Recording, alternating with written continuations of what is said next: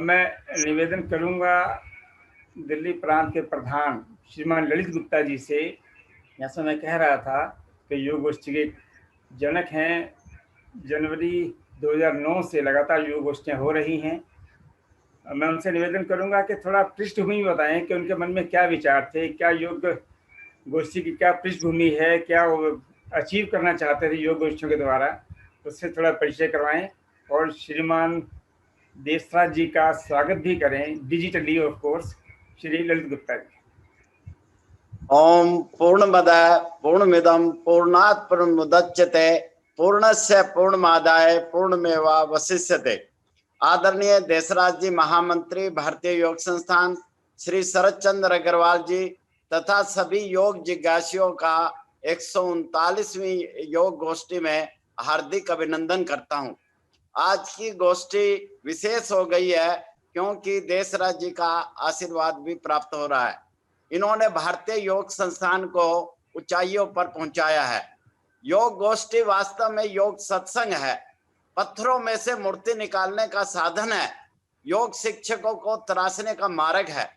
भारतीय योग संस्थान यह अटल विश्वास है कि योग शिक्षकों और कार्यकर्ताओं को श्रेष्ठ बनाकर ही योग को घर घर पहुंचाया जा सकता है और प्रत्येक व्यक्ति को योग से जोड़ा जा सकता है। कलयुग को सतयुग में परिवर्तन किया जा सकता है। समाज तथा देश को उच्च शिखर पर पहुंचाया जा सकता है। आज समाज के अच्छे संस्कार देने वाले और योग से जोड़ने वाले कुशल और कुशाग्र योग शिक्षकों का तथा योग मंदिरों की सबसे ज्यादा जरूरत है। कोरोना काल में योग के महत्व को प्रत्येक व्यक्ति ने माना और अपना रहे हैं। भारतीय योग संस्थान इन गोष्ठियों के माध्यम से एक निष्ठ निष्काम कर्मयोगी तैयार कर रहा है जो समाज को केवल देने में विश्वास करते हैं। इनकी सोच बन जाती है योग शिक्षण देना वास्तव में ईश्वर की सच्ची इबादत तथा पूजा है। ये निःशुल्क योग सिखाकर अपने आप को धन्य मानने लग जाते हैं। इनको निष्काम करने में आनंद की अनुभूति होने लगती है और अंतःकरण शुद्ध और पवित्र हो जाता है। महर्षि अरविंद कुशल योग शिक्षकों के महत्व को दर्शाते हुए लिखते हैं, कुशल शिक्षक राष्ट्र की संस्कृति के चतुर्माली होते हैं। ये अच्छे संस्कार की जड़ों में खाद देते हैं और अपने श्रम से उन्हें सींच सींच कर महाप्राण शक्तियां बनाते हैं। इन गोष्ठियों से कुशल योग शिक्षकों का निर्माण तेजी से होने लगता है। ये नर सेवा को ही नारायण सेवा मानने लग जाते हैं। ये कुशल योग शिक्षक साधकों को अंधेरे में से निकालकर उजाले में लाते हैं।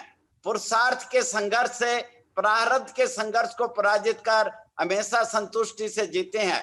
ये कुशल योग शिक्षक साधकों का कोना कोना ज्ञान से भर देते हैं, हृदय का कतरा कतरा भाव से भर देते हैं।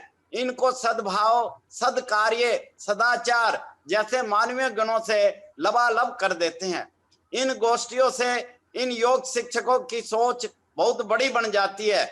इन्हें समझ में आ जाता है प्रशंसा से पिघलना नहीं है, आलोचना से उबलना नहीं है, निस्वार्थ भाव से कर्म करना है, क्योंकि इस धरा पर सब धरा रह जाएगा।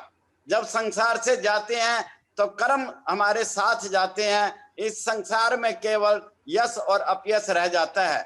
इनका विश्वास बन जाता है जितना ज्यादा साधकों से मिलेंगे और उनका भला करेंगे उतना हृदय शुद्ध होगा और परमात्मा का एहसास होगा और परम आनंद की अनुभूति होगी।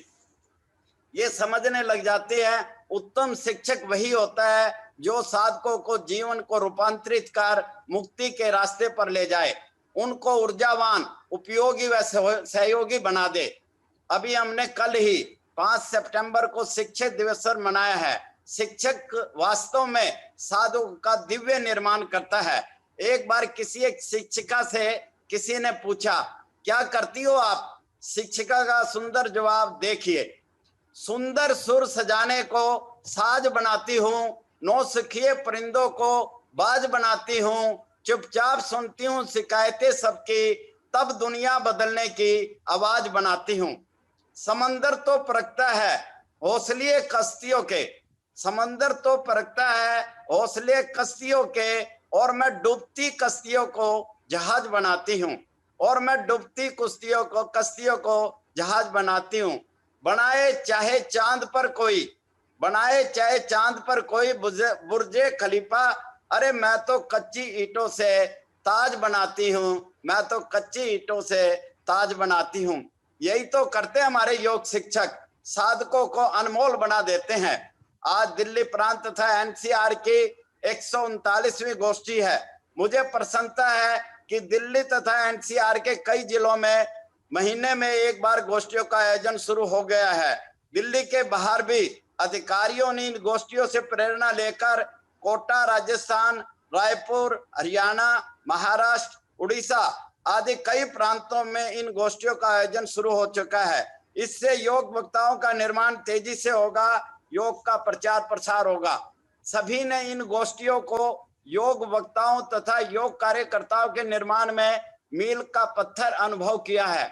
मुझे पूरा विश्वास है सभी योग जिलों में इन गोष्ठियों का आयोजन शीघ्र होने लगेगा। वास्तव में ये गोष्ठियां भारतीय योग संस्थान के संस्थापक श्रद्धेय प्रकाश लाल जी को सपनों का साकार करने तथा उनके अंतिम संदेश लेटे को बैठा दे, बैठे को खड़ा कर दे और खड़े को दौड़ा दे, दूसरों में प्राण फूंक दे, सार्थक करने में सफल होगा। आज का विषय क्या हम सही अर्थों में योग को सीख पाए हैं, बड़ा ही गहरा और अंदर से झकझोरने वाला है। योग रोगों को ठीक करने का साधन नहीं, अपितु यह तो आत्मा से परमात्मा को मिलाने का साधन है। आज की योग गोष्ठी के लिए हमारे वक्ताओं ने कड़ी मेहनत की है। ये सभी भारतीय योग संस्थान के अनमोल हीरे हैं। इनके विचारों और अनुभव को सुने तथा जीवन में उतारें और इनके उत्साह को बढ़ाएं।